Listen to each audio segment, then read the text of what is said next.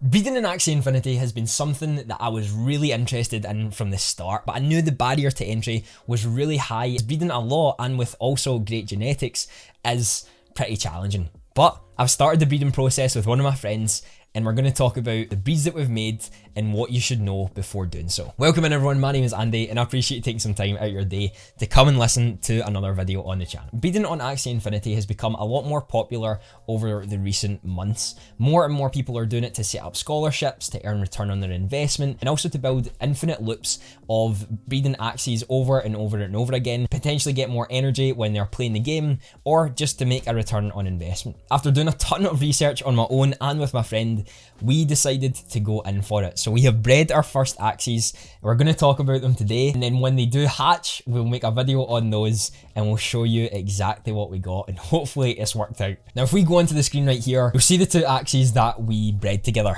and this was Meta 1 and Meta 2. Now Meta 1 we'll go on to first is the 96%. I know 96% is maybe not at the 97 to 99% that people suggest when you do it. However, the stats for the 96% were really good. We have Serious, Herbivore, Serious, both all great cards to have.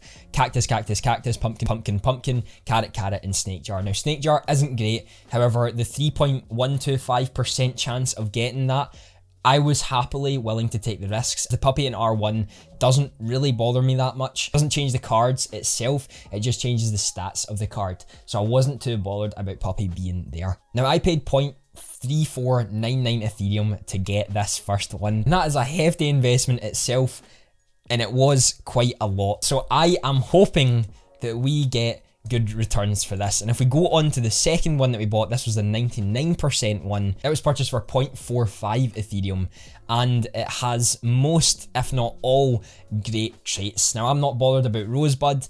Hotbutt is a great card to have, so if we were to get that, that's fantastic. And Buzz Buzz isn't an amazing card to have, but again, 3.125% chance of getting that, and the breeds that we're getting, I know that might up itself when it's based on both of them, but I'm okay with taking that risk. If you know a little bit about Axie Infinity, you'll know there's the ABC and the ABCD method. Now, when we'd worked out that the ABCD method just wasn't in our budget to start off with, we went for the ABC method. But again, you can buy 3 and the first breeds are terrible. And what we actually decided to do was do the AB method to work onto the ABC, to then work onto the ABCD, depending on how the flow actually goes, create an infinite loop. Now this might look really complicated to start off with, and I'll actually be sharing this if it manages to work in the way that we've done it. We created using Axie on the Moon's sort of starter, and then we built on from there to find out all the investments. We done a lot of research on this to make sure that we were lowering our risk as much as we possibly could to get the best possible result. And this is the sort of system we've come up with. We're both very into the business behind it all, the finances and all that sort of stuff. And this is what we'd work towards actually doing. So we have all of our initial investments and things that we need to take care of to make sure that we're making a return on investment and improving as we go along. What we plan to do is to keep 2 of the children that we make from these 4 breeds and sell 2 of the parents and 2 of the children, meaning we have a 50% sort of leeway of getting 2 bad potential breeds and having 2 of them able to breed in the future. And after that, use the profit made from the 4 that we've sold to buy the third Axie to then create the ABC method.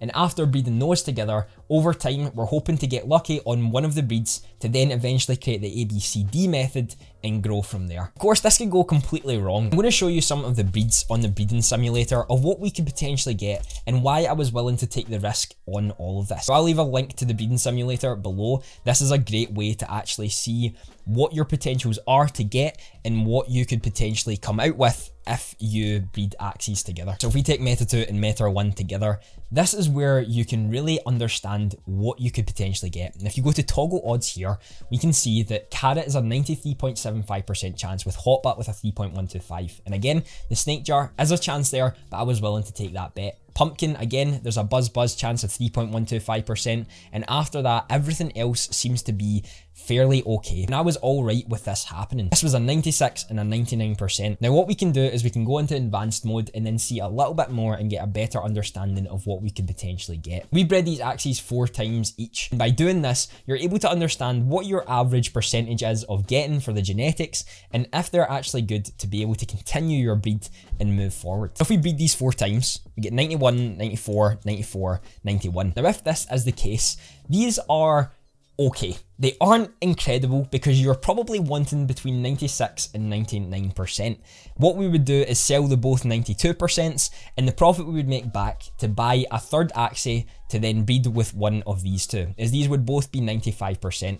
Now seeing that Catfish is in R1, it would most likely be best to breed here and move forward with this one as the second breed in the second format of that. Remember, these are all just speculation. You don't know what is going to come out of your cards, and you don't know what it's going to do. So even if we do 8 here and we get an average of what we're actually getting, we've got the 8th here. As I've said before, what we have determined is that 50% of the Axies that we breed aren't going to be rebreedable, and they're going to be terrible Axies.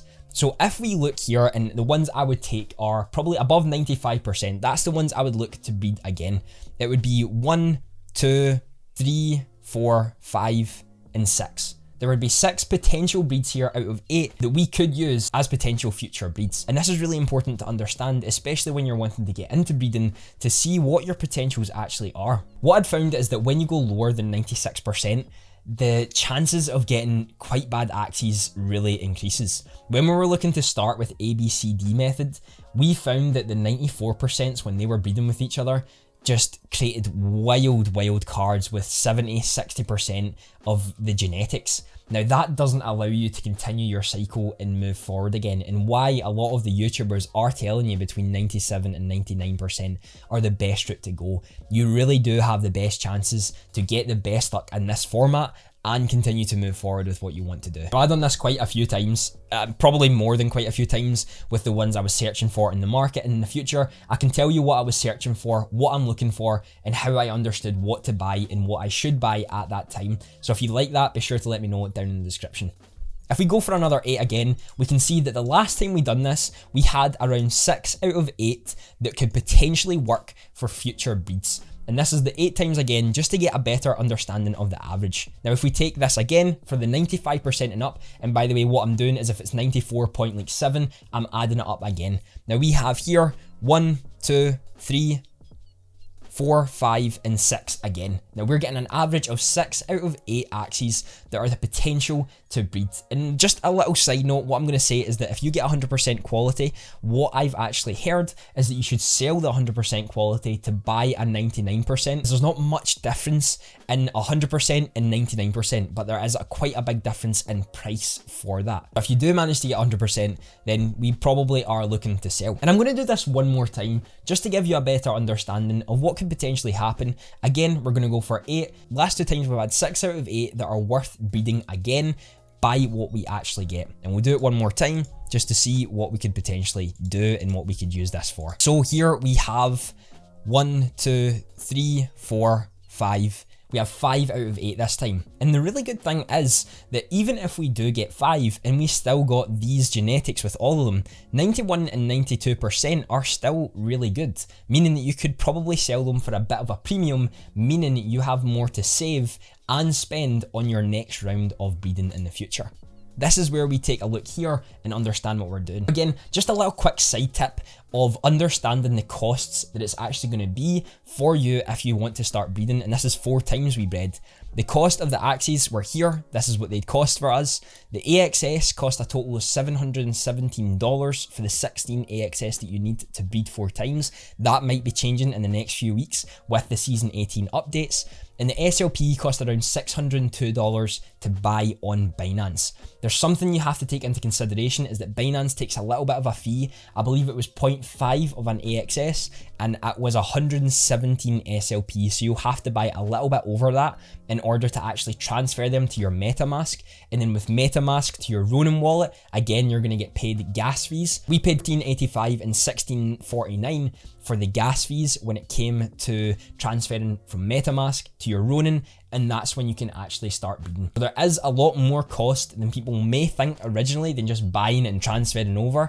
You've got to take that into consideration. We've spent a total of $3,764.9 for this first whole breed, 4 Axies, buying the 2 parents, and then transferring all of the things over. Be sure to take this into consideration when doing so. I know I've made this video a little bit long-winded, but I hope it's given you a deeper understanding of the true cost of actually breeding. And on Saturday, I don't know when the video will go out, I'll show you all of the Axies that we've got and what we continue to do to move forward. Be sure to subscribe to the channel if you enjoyed this video and you're looking to see more of this type of content, and the video on the screen right now will be something you'll love to watch.